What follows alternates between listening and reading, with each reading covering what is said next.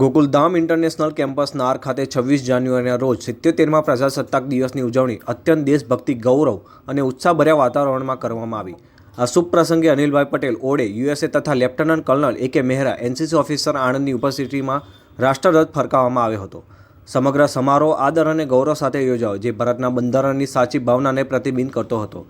પ્રજાસત્તાક દિવસનું વિશેષ મહત્વ એ છે કે આ દિવસે ભારતે પોતાનું બંધારણ સ્વીકાર્યું હતું।